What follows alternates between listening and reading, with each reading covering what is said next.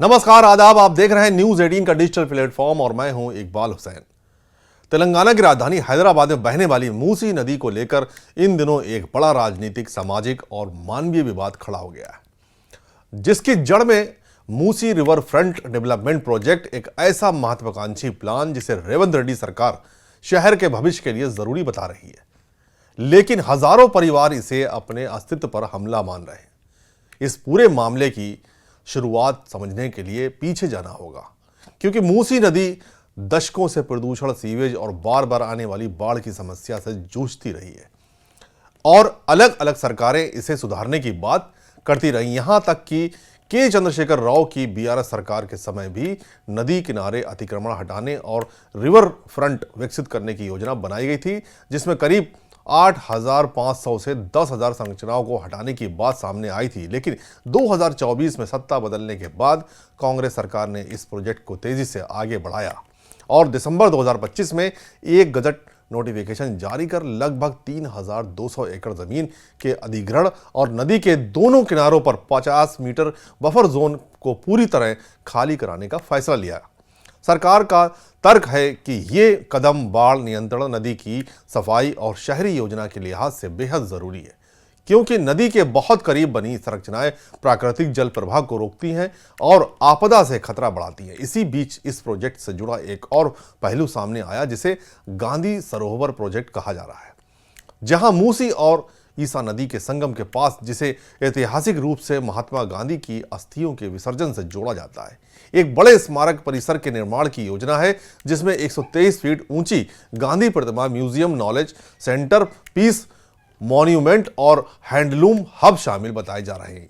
यहीं से विवाद ने नया मोड़ लिया, क्योंकि सोशल मीडिया पर यह दावा वायरल हो गया कि सरकार 5,000 करोड़ रुपए खर्च करके दुनिया की सबसे ऊंची गांधी प्रतिमा बना रही है और इसके लिए हजारों घर तोड़े जा रहे हैं, जबकि सरकार और कुछ रिपोर्ट्स के अनुसार प्रतिमा की लागत 80 करोड़ रुपए से कम बताई जा रही है और पूरा प्रोजेक्ट बहुत बड़ा है, जिसमें स्टैच्यू सिर्फ एक छोटा सा हिस्सा है। यानी असली मुद्दा बफर जोन क्लियर करना है, ना कि केवल प्रतिमा निर्माण। इस भ्रम को दूर करने के लिए तुषार गांधी ने भी हस्तक्षेप किया। उन्होंने एक और पहले बयान में इसे अन गांधीवादी कदम कहा और विस्थापन पर सवाल उठाए। वहीं बाद में साफ किया कि लोगों को यह समझना चाहिए कि हटाए जाने की कार्रवाई प्रतिमा के लिए नहीं, बल्कि नदी क्षेत्र प्रबंधन के तहत हो रही है और सरकार को साफ साफ संवाद करना चाहिए, ताकि गांधी जी के नाम का दुरुपयोग ना हो।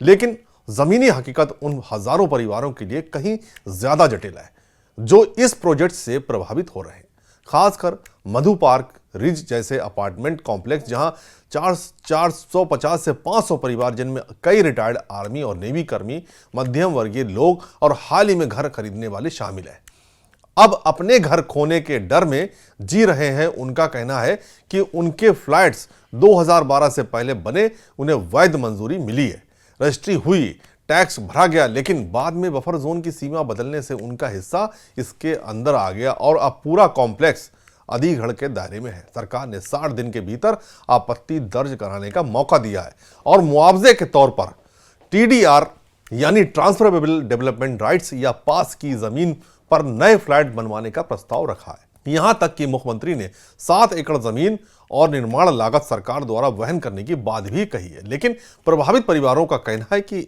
यह सिर्फ कागजी समाधान है, क्योंकि एक घर सिर्फ दीवारों का ढांचा नहीं, बल्कि यादों, सुरक्षा और सामाजिक पहचान का केंद्र होता है।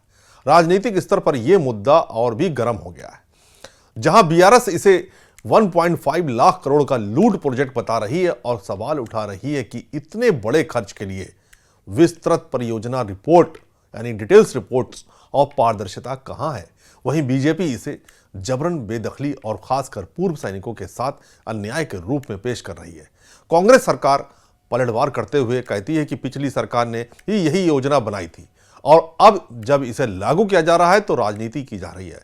इस पूरे विवाद को भावनात्मक मोड़ तब मिला जब सोशल मीडिया पर राहुल गांधी के नाम लिखे गए पत्र वायरल हो गए, जिनमें प्रभावित परिवारों ने कांपते हाथों से अपनी पीड़ा व्यक्त करते हुए न्याय की गुहार लगाई और सवाल किया कि क्या वे उनके साथ खड़े होंगे। इन पत्रों को खून पसीने और दर्द से लिखी पुकार के रूप में पेश किया गया, जिससे मामला और संवेदनशील हो गया। हालांकि अभी तक राहुल गांधी की ओर से कोई साफ सार्वजनिक प्रतिक्रिया सामने नहीं आई है। मार्च 2026 तक की स्थिति देखें तो जमीनी स्तर पर विरोध प्रदर्शन, रिले भूख हड़ताल, धरने और कानूनी कार्रवाई की तैयारी जारी है। कुछ जगहों पर लोग घर नहीं छोड़ेंगे के नारे के साथ साथ डटे हुए हैं। विधानसभा में भी इस मुद्दे पर हंगामा हो चुका और विपक्ष वॉकआउट कर चुका है। सरकार ने शुरुआती बजट आवंटन भी कर दिया है और ये भी इशारा दिया है कि परियोजनाओं को चरणबद्ध तरीके से आगे बढ़ाया जाएगा। लेकिन फिलहाल कोई बड़े पैमाने पर जबरन तोड़फोड़ शुरू नहीं हुई है और मामला अदालत तक जाने की संभावना है। చైర్మన్ సార్, మూసీ పరివాహక ప్రాంతంలో ఉన్న ఎవరైతే నివసిస్తున్నారో తమరి ద్వారా రాష్ట్ర ప్రభుత్వం ఇస్తున్న మాట, ఎవరిని నిరాశ్రయులను చెయ్యము, పునరావాసం కల్పిస్తాము.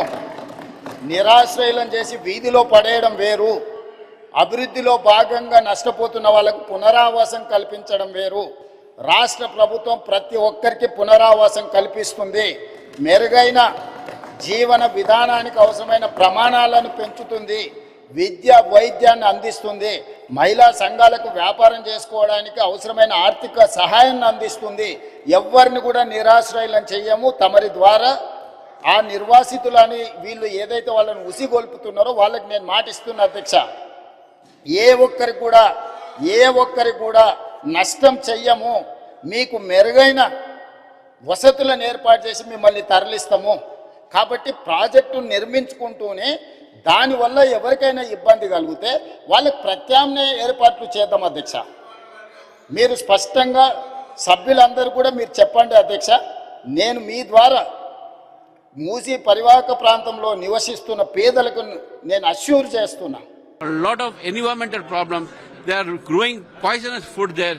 So therefore, they have to clean the Musi even till the Vadapalli culminating point and clean the Musi from the originating point. So therefore, Musi has to be cleaned. We were for it, but the government is spending 1,50,000 proposed spending on this project, and also the Gandhi Sarovar project, which is also being opposed by Mahatma Gandhi's grandson, Sri Tushar Gandhi. So therefore, we request the government not to displace the people who are legally staying after the buffer zone on the banks of. आखिर में ये विवाद सिर्फ एक नदी, एक project या एक प्रतिमा का नहीं रह जाता, बल्कि ये विकास बनाम विस्थापन, पर्यावरण बनाम मानवाधिकार और नीति बनाम संवेदनशीलता के बीच संतुलन का बड़ा सवाल बन चुका है। जहां एक ओर शहर को साफ, आधुनिक और सुरक्षित बनाने की जरूरत है, वहीं दूसरी ओर हजारों लोगों के घर, जीवन और विश्वास दांव पर लगे हैं। और आने वाले महीनों में यह तय होगा कि मूसी नदी के किनारे विकास की नई कहानी लिखी जाएगी या विस्थापन की एक और त्रासदी। जय हिंद।